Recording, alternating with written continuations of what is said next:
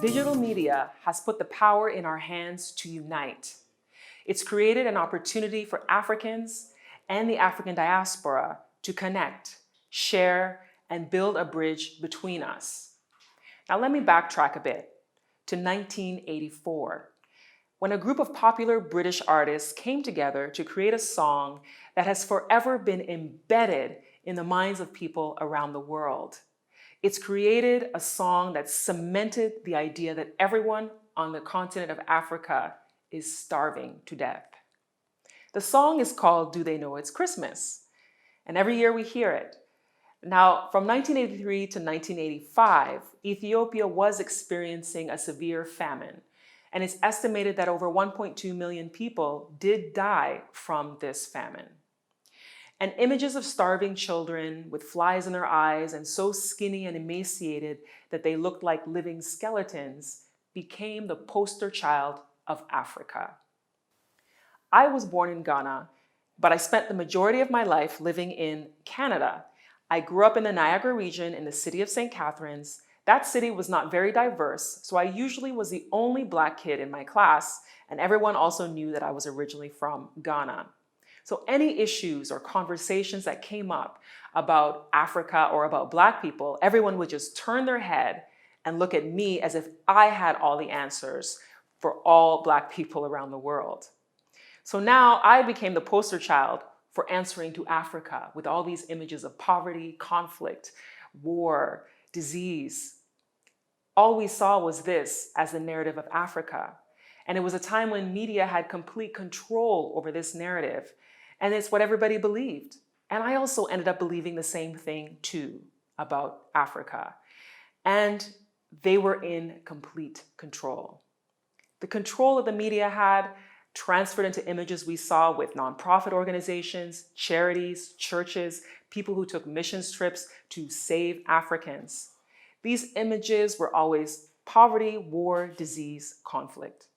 Now, I don't deny that those things exist on the continent because they do, and they exist in other places too, but it's important to note that this is not reflective of everything on the continent of Africa. As it was, we really had no control over our story when the powerful media giants were the only ones who were telling the story. Now, over the last 15 years, we've seen a change. With digital media, it's been a force to allow us to take control over the narrative of Africa. Now, I want to share a quick story with you. In 1998, my first time coming to Ghana as an adult without my parents, it was a trip that would change my perception of Ghana forever. I had experiences that I never experienced before that became lifetime memories. Now, the flight I took to Ghana stopped in Amsterdam and then in Lagos. So when we arrived in Lagos, I'll never forget when the plane landed, it was like, and we were just, my back was bouncing and bouncing and bouncing. I could feel the pain in my back. And the lady beside me was so excited. She was like, yes, now I know we are in Africa. And she was just overjoyed that we had landed in Africa. And I thought to myself, if this is what the landing is like in Lagos, what's it going to be like in Ghana? Thankfully, a couple of hours later when we got to Ghana, it was a smoother landing. Of course, everybody clapped their hands again for the pilot for getting us there safely. Now, as I got my things from carry-on, got to the staircase that goes down to the tarmac, and I looked down, and it was just like this feeling of whoosh, just this gust of thick, hazy, hot air, like an oven. It was that Ghana heat. That heat of Ghana was my welcome to Ghana, Akwaba. Now, I share this story because it's one that I remember quite vividly, one that I shared through storytelling, and at a time when there was no Facebook, there was no Twitter, there was no Instagram, there was no YouTube, there was none of that. There were no cameras taking pictures, documenting the experience, getting off the plane, and almost nobody had a cell phone, and even if they did, the cell phones didn't have cameras back then, so there was no documenting this experience to the world. It was just me telling my story to my circle of friends and family. This was a time when what we saw of Africa was decided by the media in newspapers, magazines, television, and movies. They shaped what we saw on the continent and we really had no control over it and the opinions that were shared and what was being sold to us as our narrative. It was easy to have a cultural divide, easy for Africans on the continent to be in their own world, not knowing what the world thought of them, and easy for people in the diaspora to be also living in their own world, in America, Canada, the UK, Europe, Australia, wherever they are, to think Africans were poor, starving, on the brink of death, fighting disease, because we only saw what the media told us. As a result, so many Black people had absolutely no interest to travel to an African country.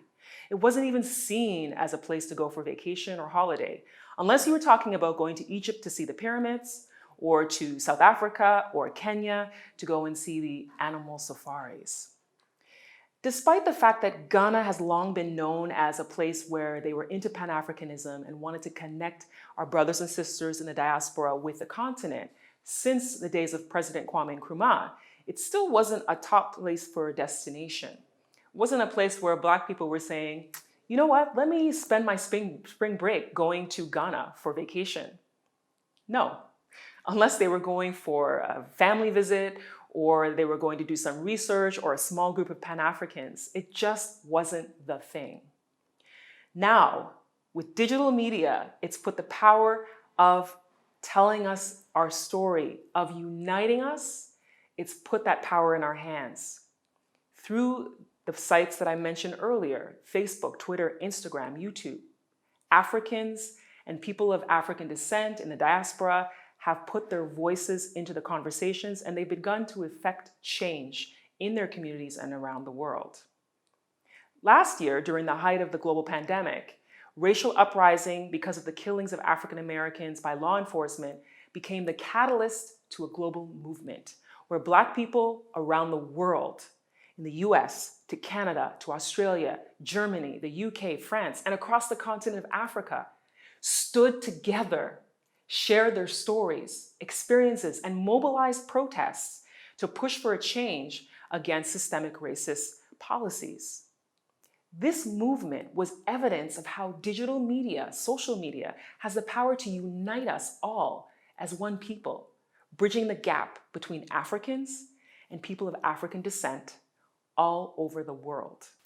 Now that we have the power to change people's perceptions of Africa, forge relationships with our brothers and sisters around the world, and mobilize an effect in our communities, how can we continue to do this?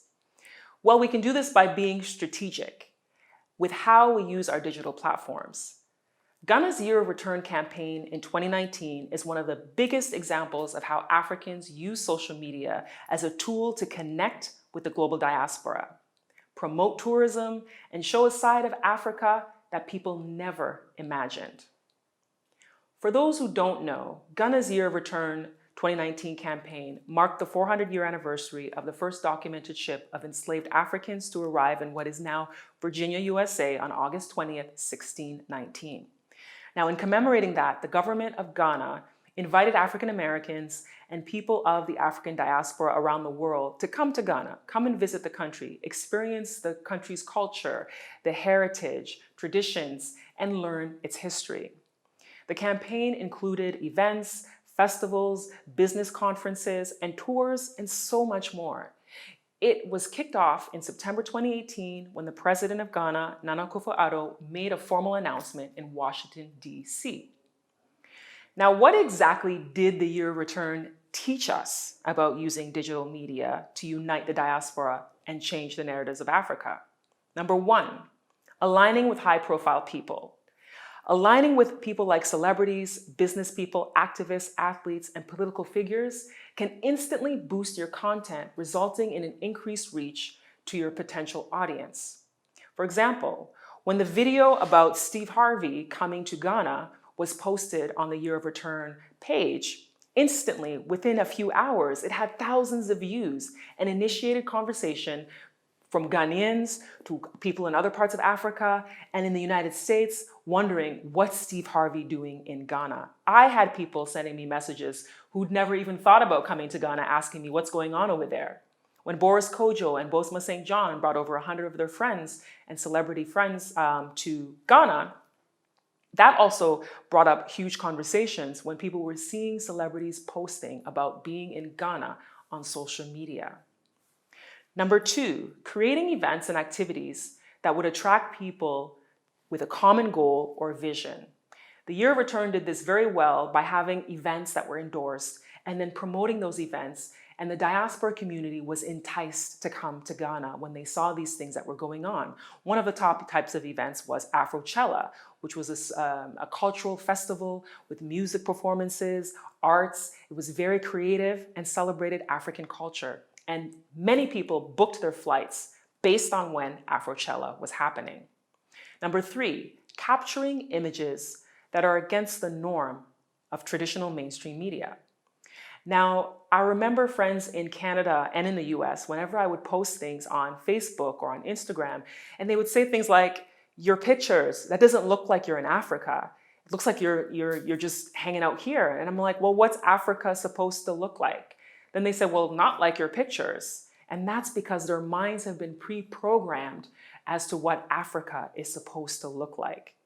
So when we post images that are against the norm, we help to change their perceptions. Number four, showing aspirational stories of inspirational people. There are a number of YouTube content creators and a lot of travel influencers who've been posting a lot of things about people in Ghana and other parts of Africa and the things they're doing. And it's very inspiring. And it actually gets people excited and think, wow, if that person can do that in Africa, I can do the same thing. So when we post these stories and we share these things on our social media and it attracts people in diaspora, they're like, wow, that's in Africa. Then the conversation starts. So doing things like that also helps to change the perception and start conversation to get us connected. Some of the biggest content creators also have shown us that these can be places for holidays, showing holiday destinations, places they can do business. So it's a really important thing to post stories about inspirational people. I personally have had people who've come to me and tell me that they moved to Ghana because of the content I shared on my social media platforms. So there is power for change through what we share online. Number five, be open to create dialogue and to listen. Now, the Year of Return had so many people making contact with their team from around the world who wanted to learn about Ghana. They wanted to learn about the experiences. People from the US, from Jamaica, Barbados, the UK, Australia, Canada, Italy, Suriname, the Netherlands, so many places around the world, contacting Ghanaian officials, Ghanaian influencers, wanting to know more about Ghana. And so being open to these conversations is the first step in connecting and creating a united force to be reckoned with amongst all of our people. Now, how can we continue to use digital media towards a common goal, knowing these things? Well, it's important to continue to create dialogues, continue sharing your ideas, creating platforms where we can learn and exchange ideas with each other, continuing to create content that challenges the traditional stereotypes of the African continent.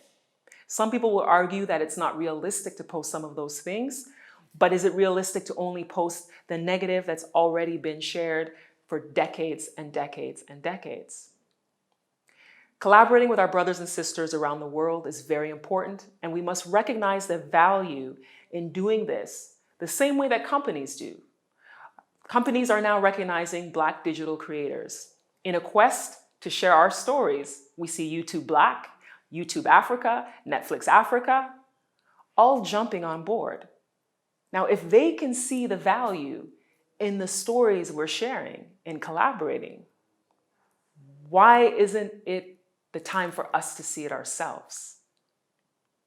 Don't forget that you, as an African or as a person in the diaspora, African diaspora, a descendant of Africa, have the power in your hands. You have the power to unite. And it's as simple as using the tool you use every single day, your phone, to make a difference. Because it starts with you, and it's about building a legacy. And legacy is built when we can unite as one force. Thank you. I'm Ivy Prosper, and I'm a content creator, and I believe that we all have the power to do this together.